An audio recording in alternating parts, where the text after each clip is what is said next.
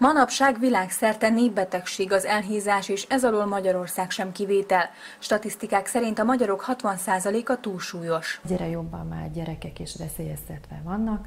Ennek az okai között a felgyorsult életvitelt, a stresszt, a mozgásszegény életet, illetve a gyors, azonnali étkezések az oka, hiszen kényelmesek vagyunk, és nem annyira vitamindús és zöldségekben dús, ásványi anyagokban dús ételeket fogyasztunk. A túlsúly nem csak esztétikai probléma, súlyos következményekkel járhat. Ide vezethetők vissza például a szív- és érrendszeri megbetegedések, sőt a depresszió is. Alma-típusú elhízás, az a nagy pócakos emberek.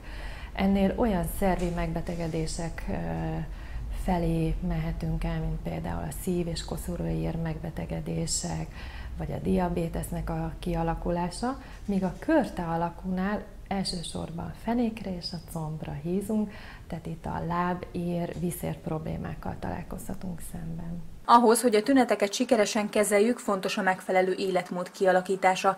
Kerülni kell a zsíros, egészségtelen ételeket, sok folyadékot kell fogyasztani, kerülni kell a stresszt, és érdemes a rendszeres sportot is beiktatni az életünkbe.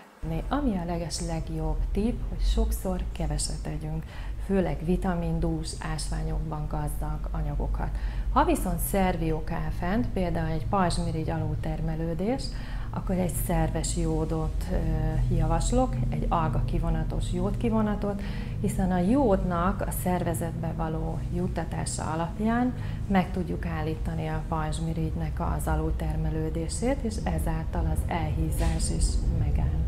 Vagyis az életmódváltás mellett a fogyást természetes alapanyagokból álló étrendkiegészítőkkel is segíthetjük. Az étrendkiegészítők közül olyat válasszunk, amelyben nem csak egy L-karnitin van, amelyet a testépítők már nagyon-nagyon jól használnak, hiszen az izmokba, a szívizmoknak az L-karnitin egy nagyon fontos szerepe, hanem egy biotin, egy algás kivonatot, illetve a részt is ajánlom, hiszen egy részhiány is okozhat a szervezetben túlsúlyt, illetve kevesen tudják, hogy egy tartós részhiánnyal, ha pótoljuk a rezet a szervezetbe, akkor megelőzhetjük például a napégést is.